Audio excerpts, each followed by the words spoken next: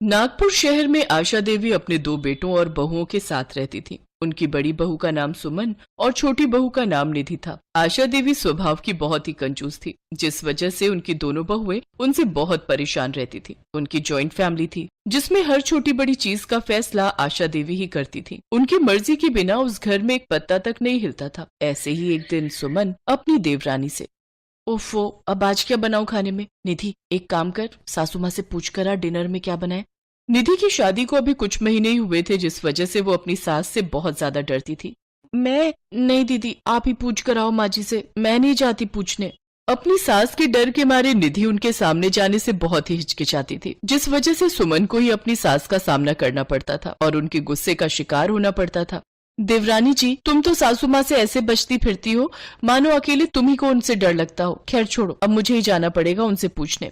बाहर के रिमझिम भरे सुहाने मौसम को देखकर सुमन को आज कुछ अच्छा खाने का मन था, लेकिन वो जानती थी कि उसकी सास आखिर में उसे दाल चावल ही बनाने को कहेगी। इसी दुविधा में खोए हुए सुमन अपनी सास के कमरे में जा पहुंचती है और डरते हुए अपनी सास से पूछती है, मम्मी जी, आज खाने में क्या बनाना है?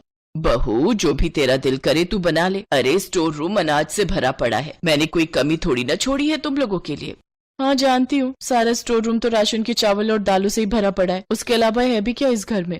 अरे किस सोच में डूब गई, समझ नहीं आ रहा कि क्या बनाऊं। अच्छा एक काम करना, तू ना दाल चावल ही बना ले और साथ में पुदीने की चटनी भी बना दियो।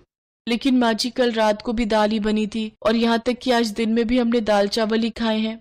हाँ तो दिन में काली मसूर बनी थी, अब तू लाल मसूर बना ले। अरे दाल है, पर है तो अलग अलग रंग की। माँ जी, रोज रोज यूं दाल खाना अच्छा नहीं लगता हमें। अच्छा, आई बड़ी महारानी, अपने घर पर क्या पकवान खाती थी जो यहाँ दाल चावल खाना अच्छा नहीं लगता? और इतना ही शौक है नया नया खाने का तो लाओ, निकालो अपनी जेबों से पैसे और थमाओ मेरे हाथ में। अरे घर ऐसे ही नहीं चलता, आगे पीछे हर चीज देखनी पड़ती है, और तू तो जानती ही है सब चीज कितनी महंगी होती जा रही है। अपनी सास की बातें सुनकर सुमन का चेहरा लटक जाता है, लेकिन उसके अंदर इतनी हिम्मत नहीं थी कि वो सास की बातों का जवाब दे सके। वो दुखी मन से रसोई में आती है और गुस्से में दाल निकालने लगती है। क्या हुआ जेठानी जी, आप इतने गुस्से में क्यों हो? देवरानी जी, मैं तो हमेशा ही गुस्से में रहती हूँ, लेकिन अफसोस कि मेरा गुस्सा कभी किसी पर निकल ही नहीं पाता। लेकिन हुआ क्या है जेठानी जी? होना क्या है, हमेशा दाल चावल ही खाओ, दिन में लाल दाल, रात को काली दाल, सुबह मिक्स दाल। ये दाल खा खा कर तो जिंदगी ही दाल बनकर फैल गई है। ये बात सुनकर निधि को बहुत हंसी आती है और वो चुपचाप एक तरफ चूल्हे पर दाल और एक चूल्हे पर चावल चढ़ा देती है। आशा देवी के घर में सुबह शाम हर वक्त बस दाल ही बनती रहती है। ऐसे ही कुछ दिन बीत जाते हैं।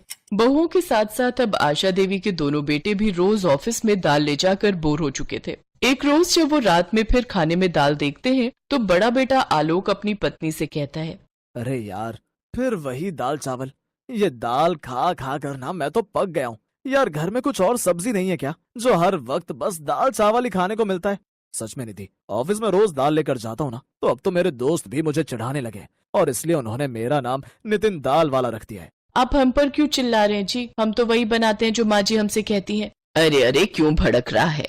आखिर इस दाल में दिक्कत ही क्या है? और तुम दोनों को इतनी ही दिक्कत है तो तुम दोनों के ले जाने के लिए ये कल से सब्जी बना दिया करेगी। अपनी सास के मुंह से ये बात सुनते ही देवरानी जेठानी के चेहरे पर रौनक आ जाती है कि कम से कम अब घर में सब्जी तो बनेगी। अगली सुबह जब सुमन और निधि सब्जी बनाने के लिए फ्रिज खोलती है तो उसमें कोई सब्जी नजर नहीं आती। तभी सुमन जाकर अपनी सास से कहती है, माँ जी, घर में तो कोई भी हरी सब्जी नहीं है, सामने बिरजू भैया की दुकान में सब्जी भी मिलती है, आप प्लीज जाकर ले आइए ना, मुझे इनके लिए सब्जी बनाकर पैक करनी है, दोनों भाइयों को ऑफिस के लिए लेट हो रहा है। सब्जी? अरे बहू, मैं गई थी उसकी दुकान पर, लेकिन सब्जियों के रेट तो आसमान छू रहे हैं और वो मुआ बिरजू का बच्चा 1 रुपया तक कम करने को तैयार नहीं, इसलिए मैं सब्जी नहीं लाई। ये आलू 10 रुपए किलो मिल रहे थे तो यही आधा किलो ले आई हूँ, दोनों भाइयों के लिए बना दे।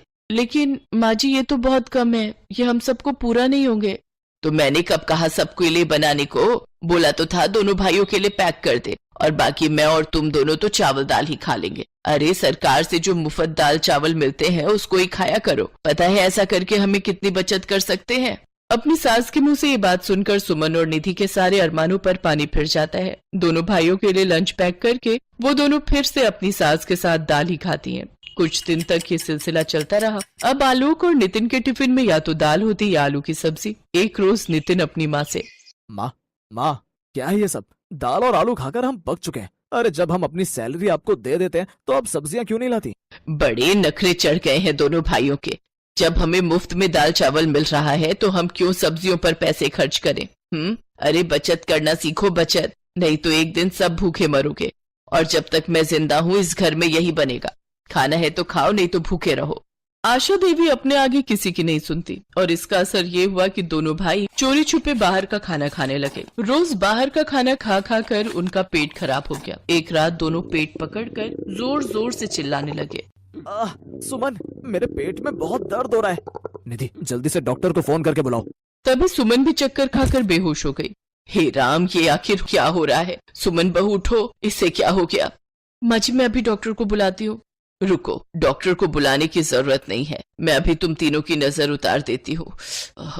मेरे परिवार को जरूर किसी की नजर लग गई है। बस भी करो माँ जी, बहुत हुई आपकी ये कंजूसी। निधि जल्दी से डॉक्टर को फोन करके घर बुलाती है।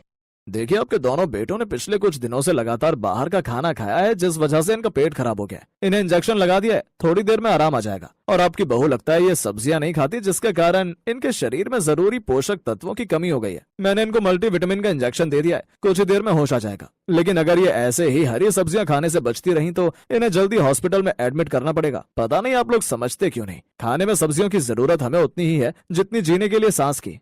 आशा देवी को अपनी गलती का एहसास हो जाता है और वो कहती है, इसमें इनकी गलती नहीं है डॉक्टर साहब, मैं ही अपनी कंजूसी के कारण इन्हें राशन में मिले मुफ्त दाल चावल खाने को मजबूर करती थी। लेकिन अब मुझे अपनी गलती का एहसास हो गया। अब से मैं अपनी ये कंजूसी भरी आदत छोड़ दूंगी और अपने बच्चों को हर तरह की सब्जियां खिलाऊंगी। और इस तरह से अब आशा देवी के घर में तरह तरह की स्वादिष्ट सब्जियां बनने लगी और दाल चावल अब हफ्ते में 2 बार ही बनते थे। अब सभी घर वाले हर रोज अलग अलग सब्जियां खाकर बहुत खुश थे।